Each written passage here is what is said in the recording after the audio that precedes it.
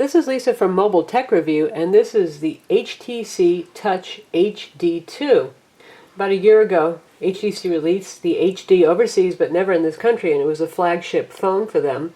So it had a huge 800 by 480 display, and at that time, one of the biggest pieces of glass. Now this guy has a 4.3-inch capacitive display running at 800 by 408 pixels.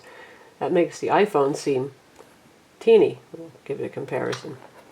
In comparison to the iPhone, right here, as you can see, way bigger screen. Yet it's very thin and remains pocketable. You can put it in your back pocket. Guys, if you have baggy jeans, you could probably put it in your front, but you might want to be careful of that big piece of glass. There's the volume rocker here. Top. This is to pull off the back battery door. Micro USB. Going forward, HTC is going to be going with micro USB as a standard, and a 3.5mm headset jack stereo.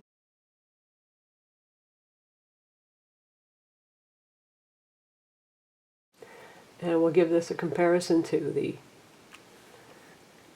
Motorola Droid.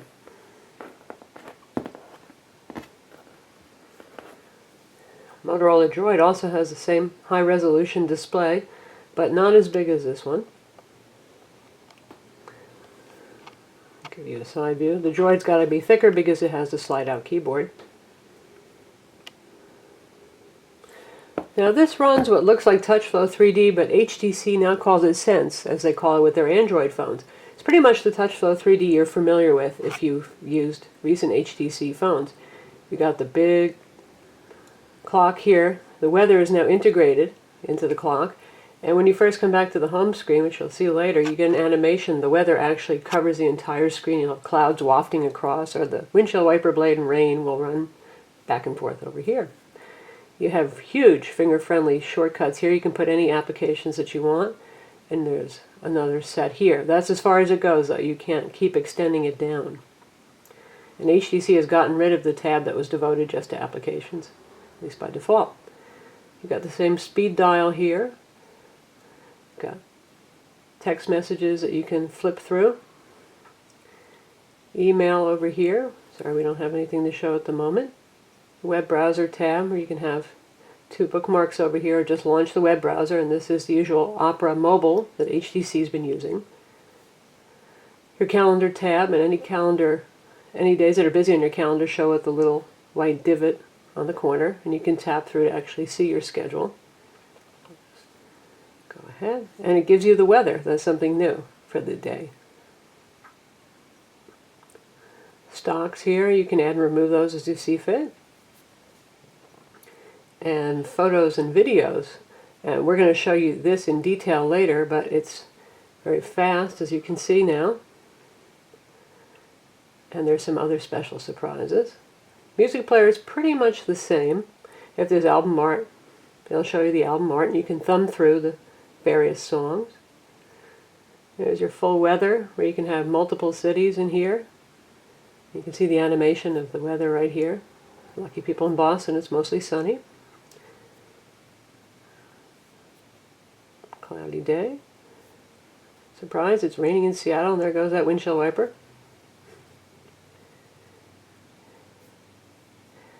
And we have a dedicated Twitter tab here. You can scroll through here, and if you tap on anything, you can actually click on the link when people put links in. HTC's Footprints, where you can save photos and other information based on your location using the built-in GPS. And Settings, which is pretty similar to what you've seen on TouchFlow 3D for settings. You can swipe through these very quickly. Now this guy is very fast because it has a 1 GHz Snapdragon processor. That's very unusual for Windows mobile device. The Toshiba TG01 also has a fast CPU, but this has something else special on top of that compared to the Toshiba. This is a capacitive screen, something that we've never seen on Windows mobile before, and HTC wrote their own code to support the capacitive display because standard Windows mobile doesn't. So that means it's like the iPhone and it's like Android devices. It's very responsive to the finger touch. You can do things like pinch and zoom.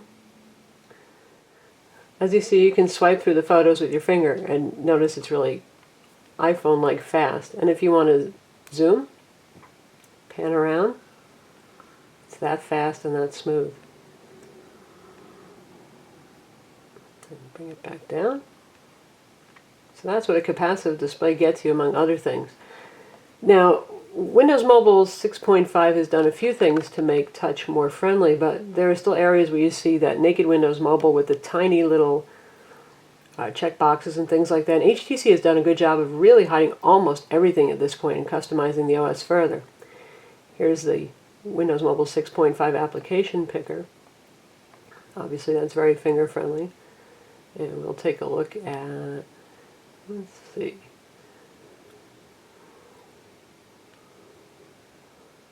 There's a few places you can see where you're still going to see the standard Windows Mobile interface, but most things are still operable with a finger. This will not work with the stylus unless you find one of those funky organic styluses. And no stylus is built in. As you can see, there's no stylus silo. Really, we haven't found a need for one. Take a look at the on-screen keyboard. Speaking of a place where you might actually think you would need a stylus, but you don't. So here's the on-screen keyboard, bigger and better than ever. This is the landscape view of the keyboard. There is haptic feedback, and it's much easier to type on because it is capacitive. And if you turn to landscape mode, bring up the keyboard. Again, it's pretty huge, but high enough resolution that you can actually see what you're typing up above. Let's take a look at the web browser. Again, this is Opera Mobile, and this phone is Edge only in the US. It's an import phone. It doesn't have 3G, so you'd be stuck with Edge on AT&T and T-Mobile. But the fast CPU really helps, and web pages are not so torturous to load. It supports the accelerometer, as you can see here. And once the page is fully loaded, this stuff goes away. You can tap on the screen to bring it back up again. And you can scroll just as simply as doing that. In fact, if you start scrolling, the widgets at the bottom go away too. So, finally, we're approaching something that's as good as the iPhone. And if you want to pinch and zoom, there you go.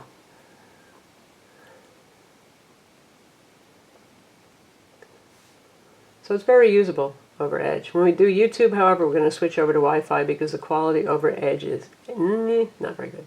Let's take a look at Google Maps. This comes with Copilot installed, but it's Copilot for Europe, so unless you're taking a trip to Europe, it's not going to get you very far. Google Maps is pre-installed on this, and it works fine with the built-in GPS.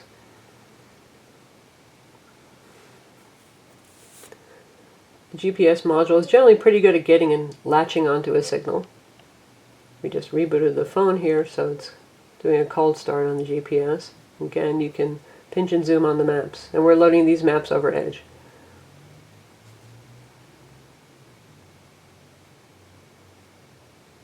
And we've already got 7 GPS satellites active.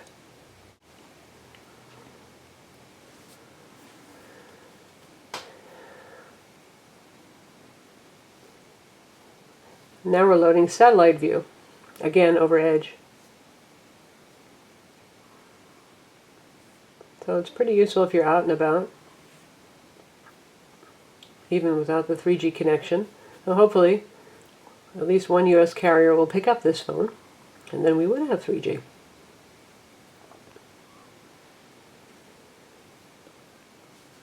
And you can pinch and zoom on satellite view as well.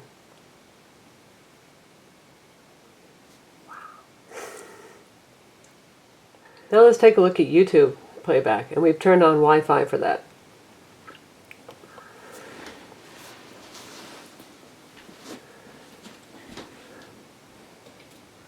And you can scroll through whatever's popular today. And look, there's a demo of Google Chrome, so let's just see how that looks. It's fantastic on the big screen, and the quality is surprisingly high. HTC must have tweaked this. You want to first start by booting the machine. So Can Liu, who's the product manager of Promos, is actually going to press the button and do a cold reboot. Let's go. This was probably recorded at fairly high quality, but man, that's a sharp looking video. You want this to be the There is no dedicated camera button. Let's take a look at the camera interface just so you can see. It uses the entire screen as the viewfinder, and if you want to get to settings, just tap that, and then you can get to all your controls and settings, and you can switch between video and camera recording mode. You can touch on the screen anywhere you want to choose your point of focus, and then touch the on-screen shutter button to take a picture. Since it's Windows Mobile 6.5, it has Windows Mobile Marketplace to download applications. It's got a full Office suite, and we've downloaded the beta version of Office 2010 Mobile, which just came out recently. We'll take a quick look at that.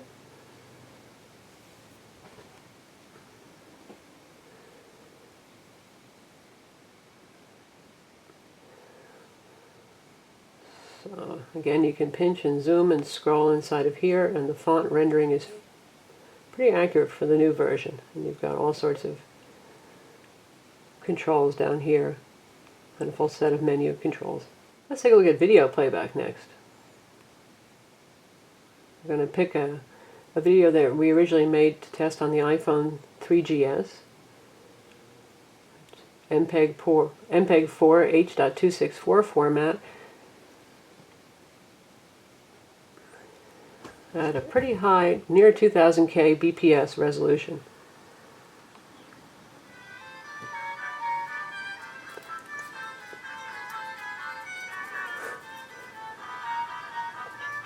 This makes an awesome portable video player. And we'll fast forward a little bit.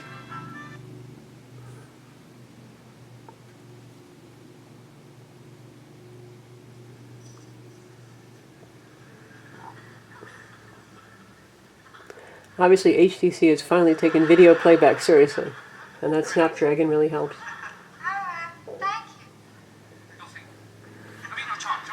So that's the HTC Touch HD2. Again, right now this is available only as an import. It's pretty expensive, around $850. Price might come down, and it runs on Edge in this country, and it lasts about a day on a charge. It's fairly power hungry. I can't imagine how it would be on 3G, honestly, because it's a fairly demanding device if you use it heavily.